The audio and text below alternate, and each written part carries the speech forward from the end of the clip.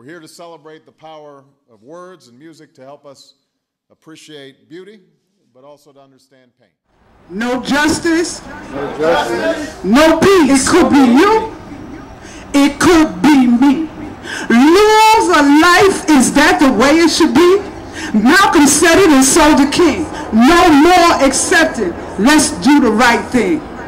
As we turn, who can we trust? There's nothing but anger, rage, and disgust. We don't have freedom. We live it in hell. Just look all around the world, and then you can tell. What I told myself. He was just lost in understanding, not exactly landing an engaged definition. And like dentists in college, was unaware of the personality transition, so it was missing.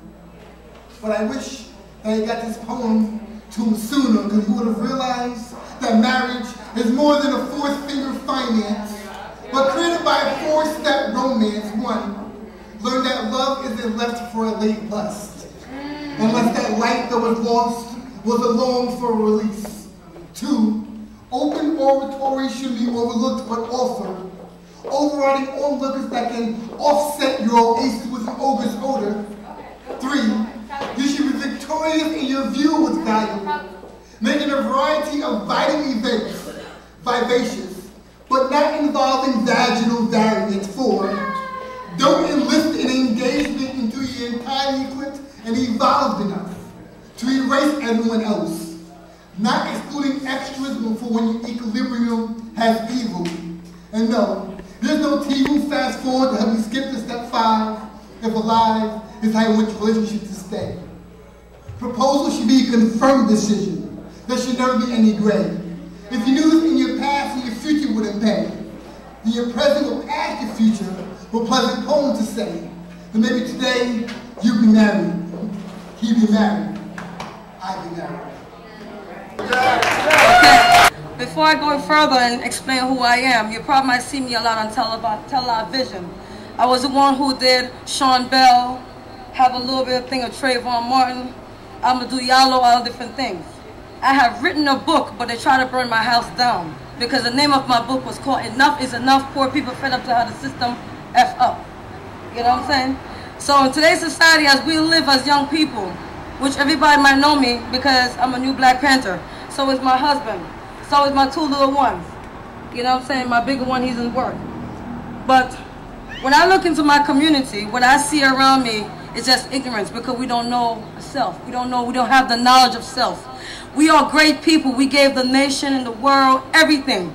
The world didn't have anything without us. Remember, you are Black, and what's Black is first. But before I even go any further than that, my father was the one who cremated Marcus Garvey.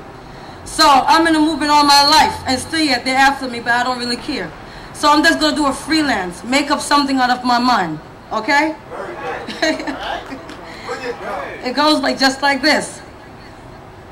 The womb of a Black woman is the most sacred place in the world that you ever can be. We gave life to many things that we never have seen. Today I stand before you because an eagle wants to be born, but still yet that eagle have not hatched. That eagle wants to come because of the eager, because of the noise, because of the sound, the smell, the air, everything that's all around. So the eagle says, let me be curious and be born. So the eagle be curious and came in the world. The eagle says, Mama, why didn't you not left me where I was? The mother says to the child, I couldn't have left you there because if I left you, you would have been dead. But you are my child, my one and only child. I must comfort you and give you the knowledge, being that the Black woman is first. And being that we gave knowledge to the world, and every teaching comes from us, starts from the womb, we must learn to bless each other and love each other. But today I stand before you, my son.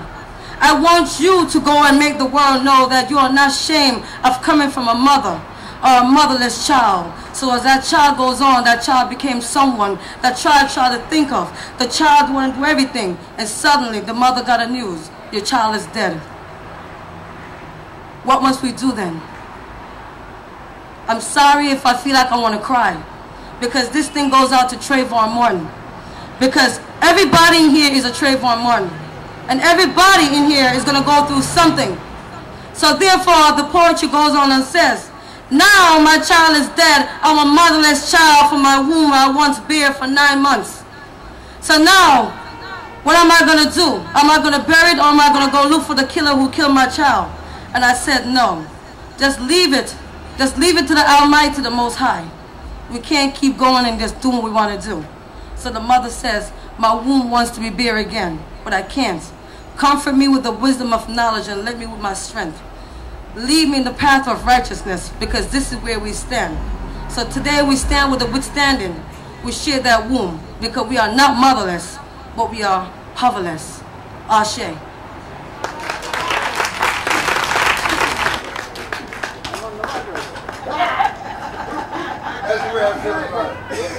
I got a hernia.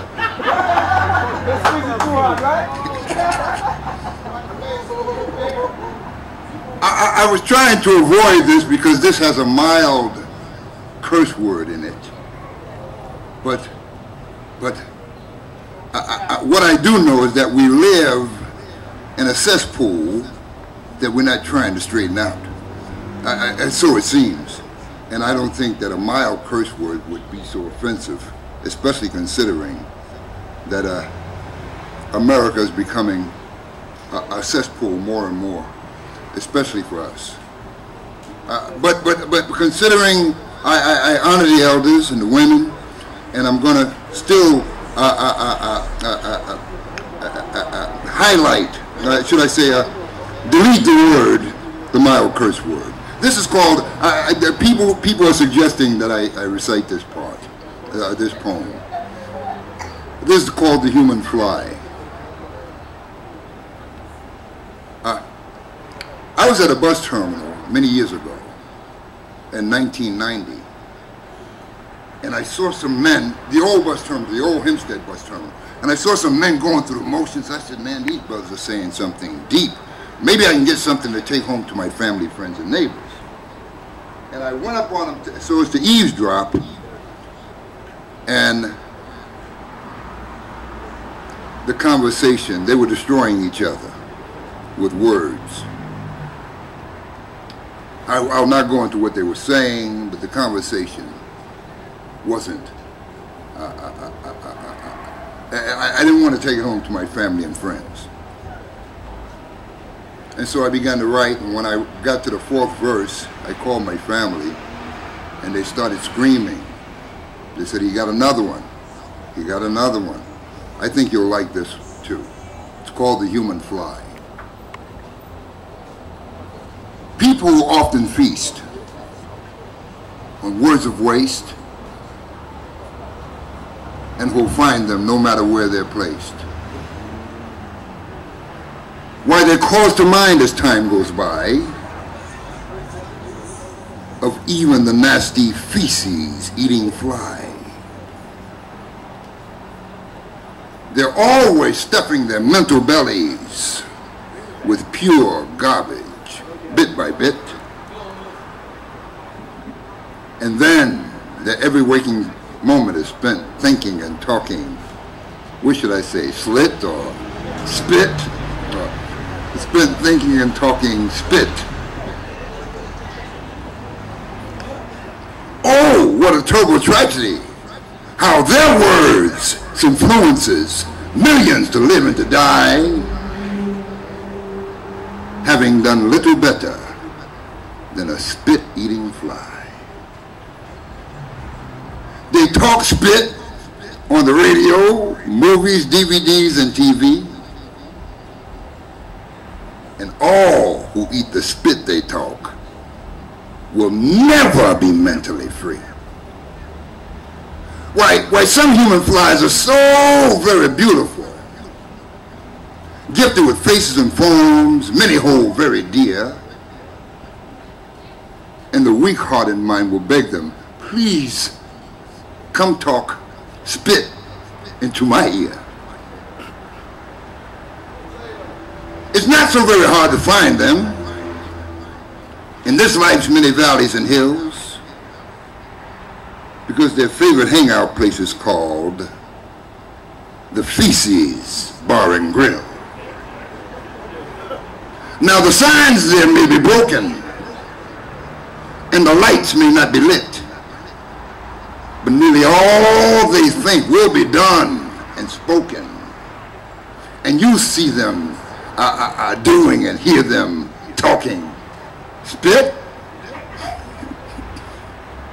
Many look and smell like sweet roses, and yet nearly every message they share is a thorn. And it's by this very deception that most human flies are born. We all were created to be great human beings by the master from on high. I don't mean to deceive you, but yet the wicked plots to reduce us each to a spit-eating human fly. Now this verse I normally recite twice because I'm trying to drive a point home so that you could see for yourself. Most people now living in poverty, if you would dare to trace the facts, you'll find them serving each other pure mental spit for breakfast, lunch, dinner, and snacks. I'm going to say that again. Most people now living in poverty, if you would dare to trace the facts, you'll find them serving each other pure mental spit for breakfast, lunch, dinner, and snacks. Always making each other more foolish when they could well help each other be wise.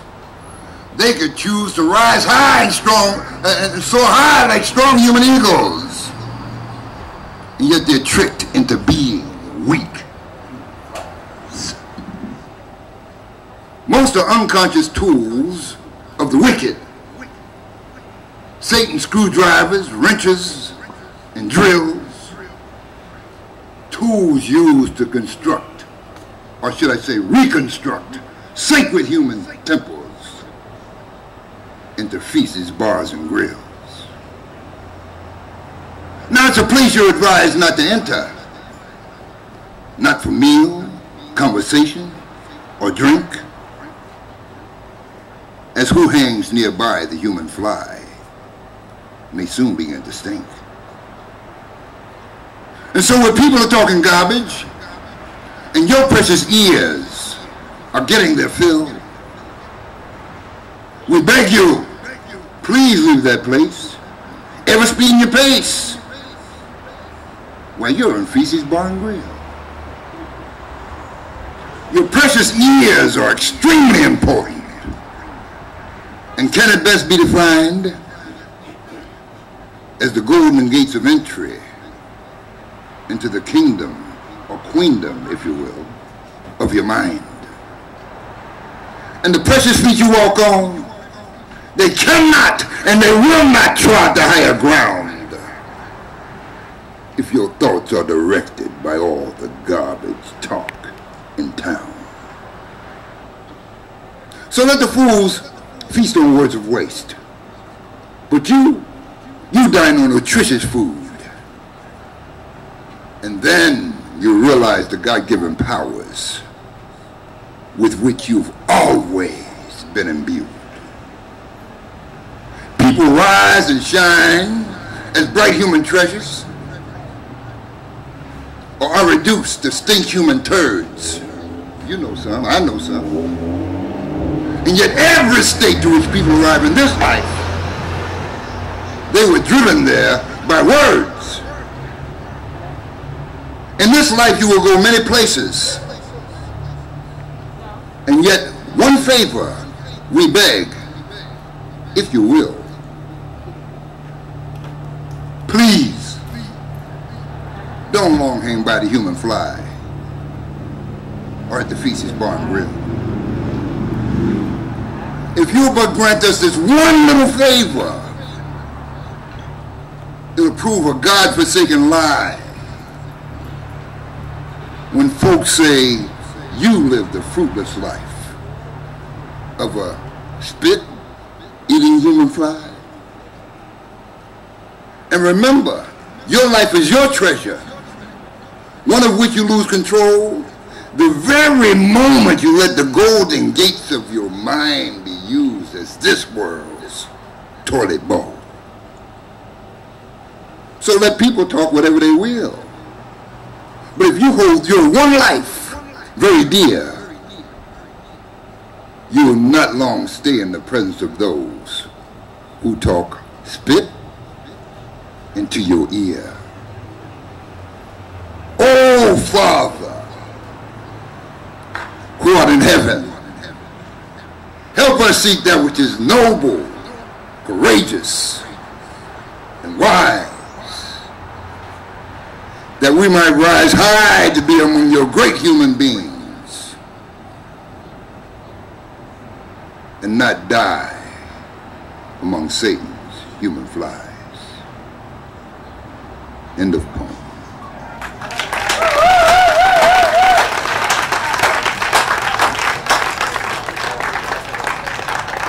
You can picture a guy on the corner selling whatever, and you're looking at him and he's doing whatever, and he catches looking at you and he goes, "Is it a crime for me to get up and get mines? I'm dropping nickels, dimes, cracking even quarter waters in each and every corner of your sons and your daughters and taking my orders and calling me Papi." What? It's not my fault that you're parenting sloppy. Look, I'm going to do what I got to do because I want to survive. So you know I got to get a piece of this American pie.